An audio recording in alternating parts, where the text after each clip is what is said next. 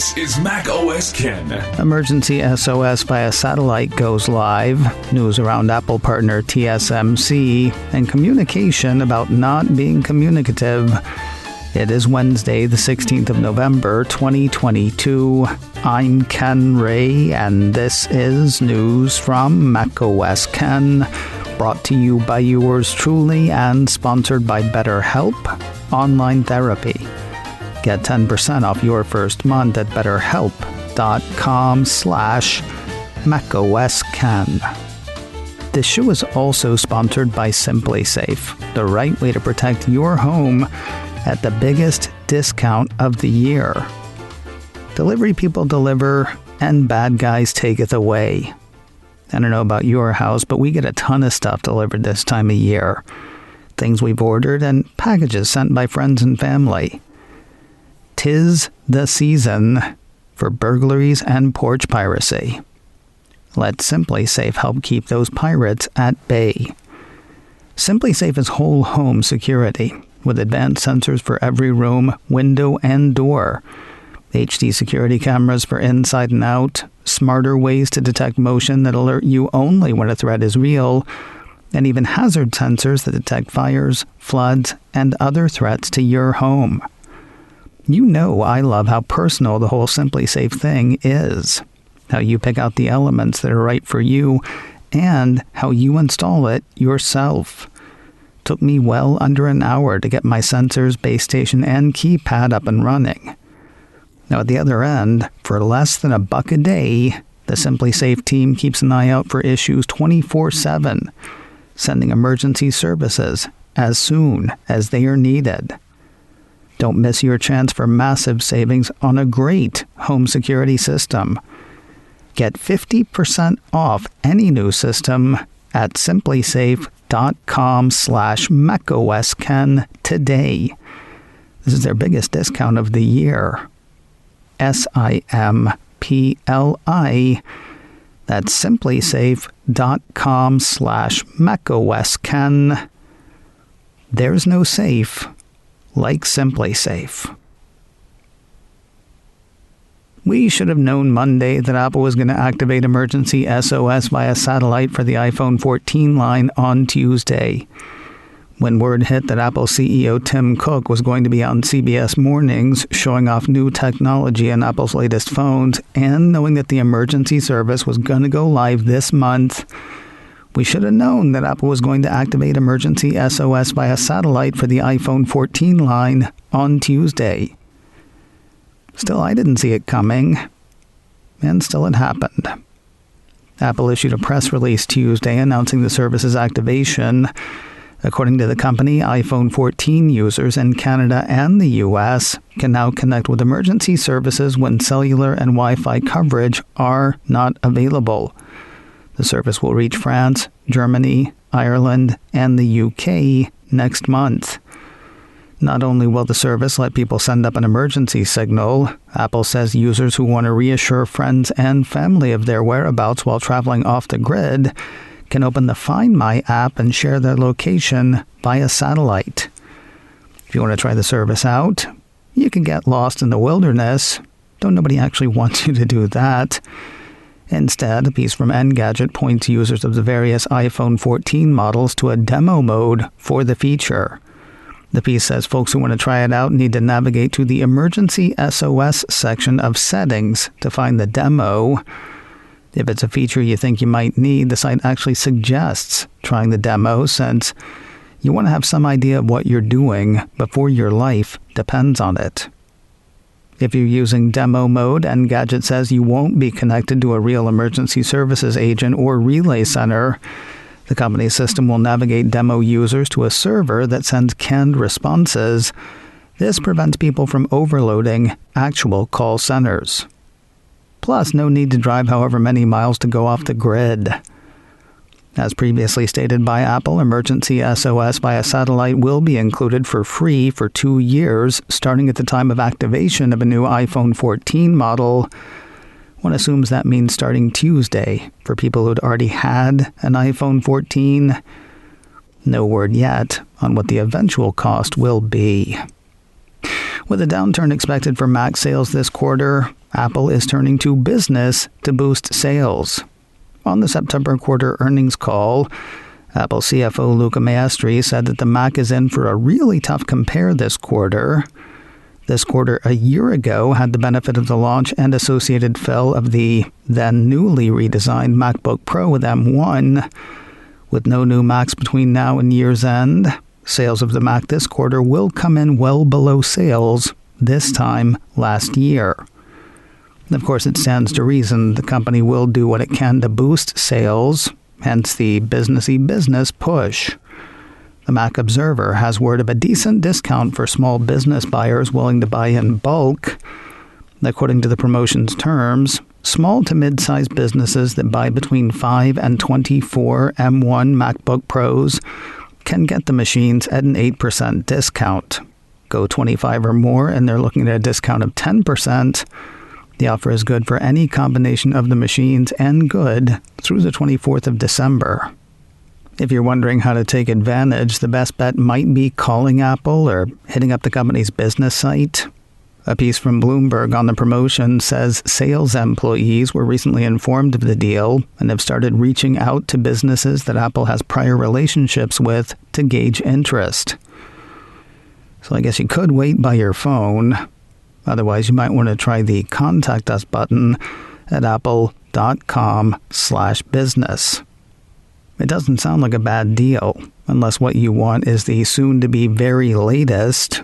While the move may boost sales, TMO says it's also possible that Apple is trying an out with the old ahead of the new move. The report speculates that Apple might be preparing for the launch of new Mac models featuring the M2 Pro and M2 Max in early 2023. It's important to remember when certain things were new. The first time you met your life partner, the first time you heard a piece of music, your first really good cocktail maybe. Holding on to that first time feeling gives us a certain appreciation. But can we please stop treating technology as brand new? Warren Buffett's Berkshire Hathaway has invested over $4 billion in processor maker to the planet, TSMC. 9to5Mac highlights a Reuters report on the investment. The site quotes Reuters saying, Berkshire Hathaway said it bought more than $4.1 billion of stock in Taiwan semiconductor manufacturing, a rare, significant foray into the technology sector by billionaire Warren Buffett's conglomerate. 9to5Mac points out that Buffett was light on Apple before 2016. Prior to that, he saw Apple as a technology company, and it was hard to predict the company's future. According to the piece, the turnaround came when Buffett said he stopped focusing on Apple as a tech company and instead just viewed it as a consumer brand with incredibly high brand loyalty. This makes sense. Buffett invests in real estate and railroads, backbone types of holdings, and he has put over $4.1 billion into TSMC. 9to5Mac says Buffett normally likes to play safe in his investments, repeatedly explaining that he prefers investing in boring companies rather than exciting ones, and generally avoiding the tech sector for that reason. And he has put over $4.1 billion into TSMC. There are two parts that I personally find fascinating. First, he is making the investment at a seemingly perilous time. 9to5Mac says the Berkshire investment comes at a time when Taiwan's independence is at considerable risk from China. At the same time, tension over Taiwan may be cooling just a tiny bit. A piece from the Mercury News highlights a meeting this week between U.S. President Joe Biden and Chinese President Xi Jinping. According to the piece, despite China's recent saber-rattling, President Biden says he does not believe there is any imminent attempt on the part of China to invade Taiwan. Not that China is totally relaxed.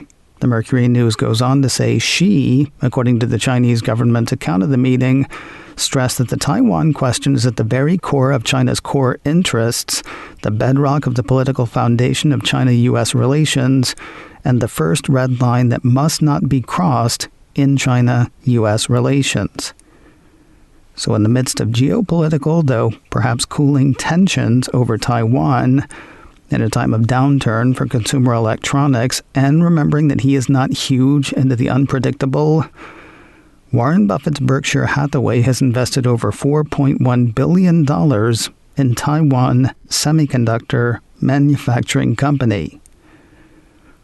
There's a great, big, beautiful tomorrow. In a few days, maybe. Tuesday was a big news day for TSMC. A few hours after word of Buffett's big bet on the company came word on some of the company's future wares. A piece from Bloomberg says Apple CEO Tim Cook has indicated that at least some future processors will come from a plant in Arizona that is set to start production in 2024. Though he does not seem to have uttered the letters TSMC.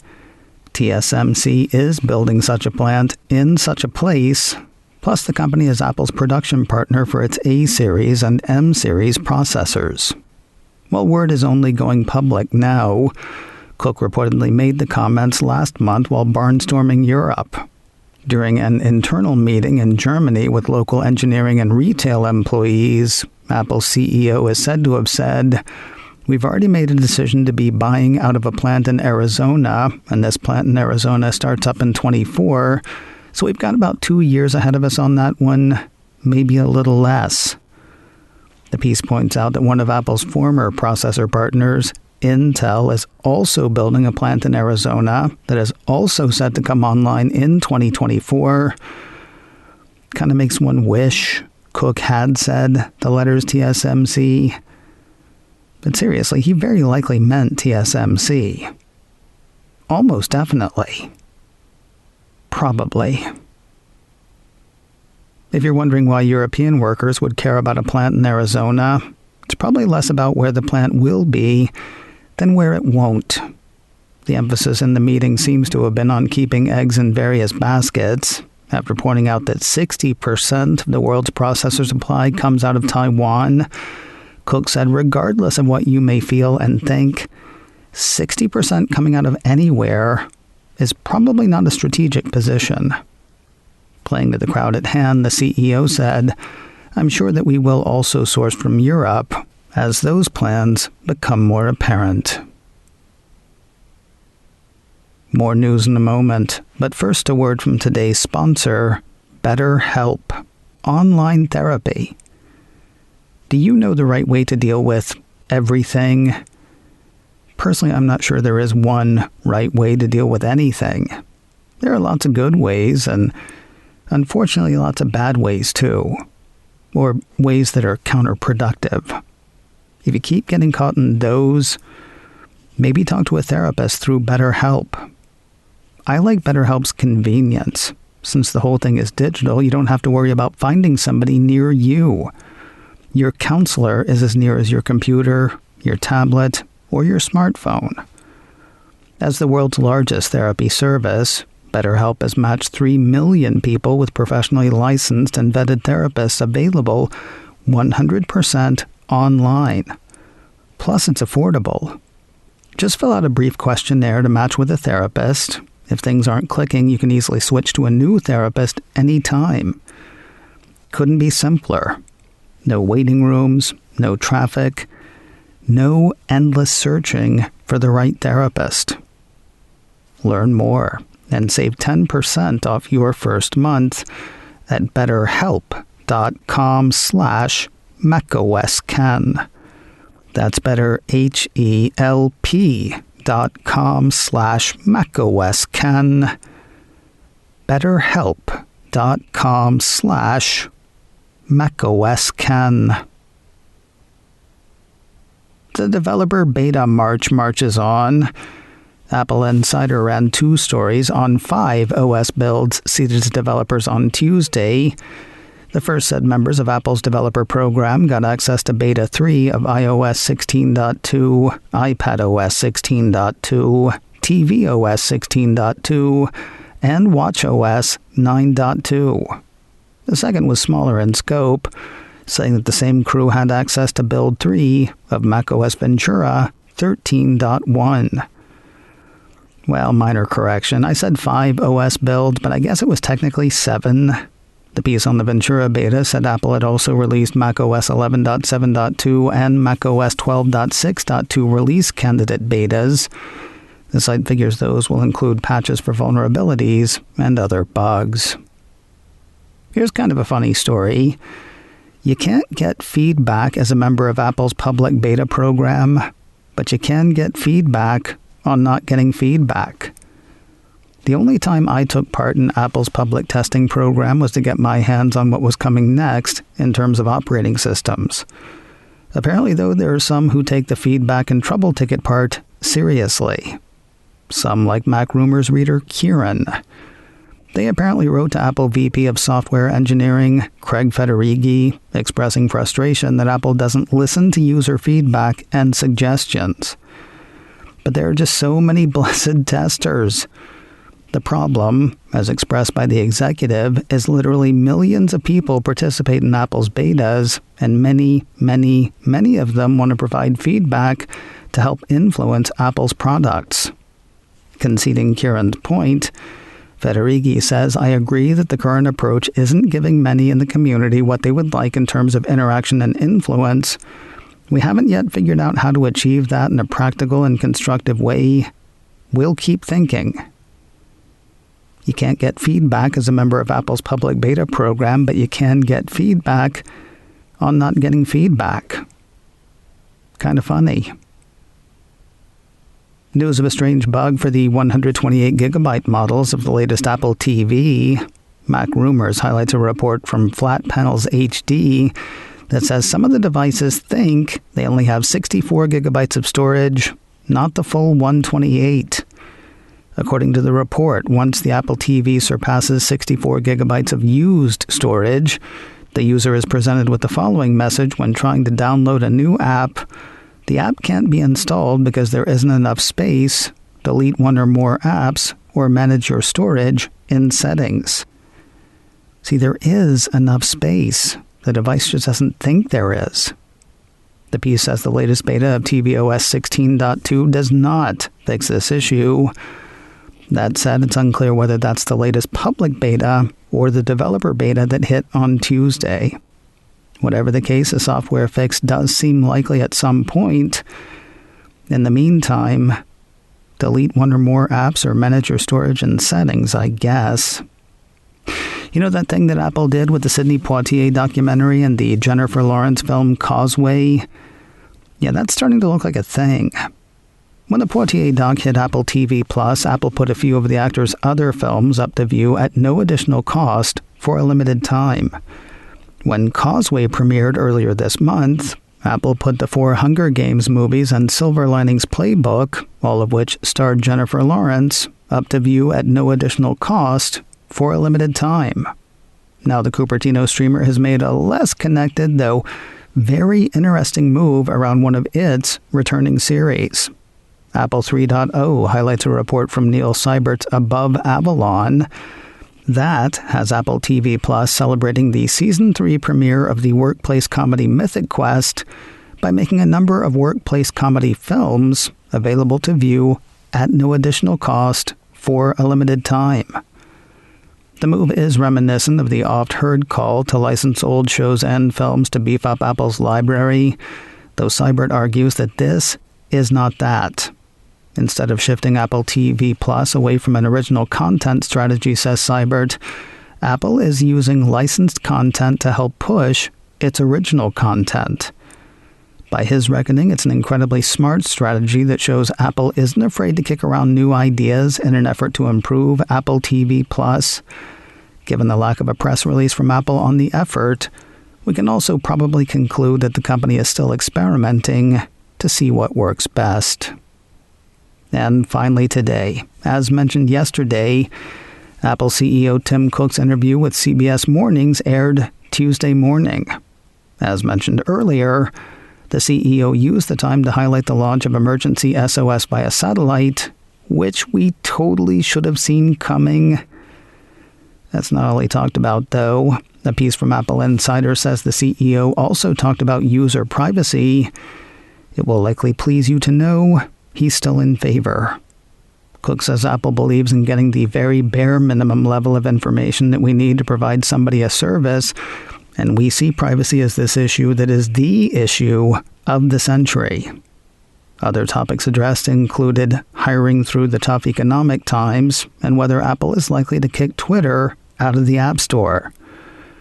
Apple is not, provided moderation on Twitter doesn't go the way of the dodo. You can catch Cook's entire interview on the CBS Mornings Twitter account. Today on the Mac Observer's Daily Observations podcast, Warren Buffett does not invest in fads. This used to mean he didn't invest in tech, though between his Apple holdings and the $4.1 billion he invested in TSMC, he's hip deep in tech at this point. So what does that mean for technology? Daily Tech News Show host Tom Merritt joins me today to trip down memory lane and peer into tomorrow. That is all on today's Daily Observations podcast from the Mac Observer, online at macobserver.com or wherever you get podcasts.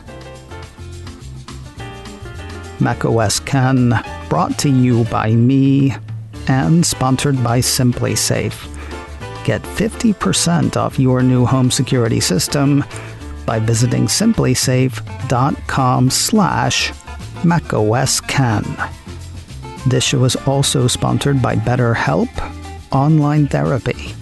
Get 10% off your first month at betterhelp.com/macOSKen. Advertising handled by Backbeat Media, online at backbeatmedia.com. You can reach me a couple of ways. Info at macosken.com or call 716-780-4080. Until next time, that is news from macOS Ken. I'm Ken Ray.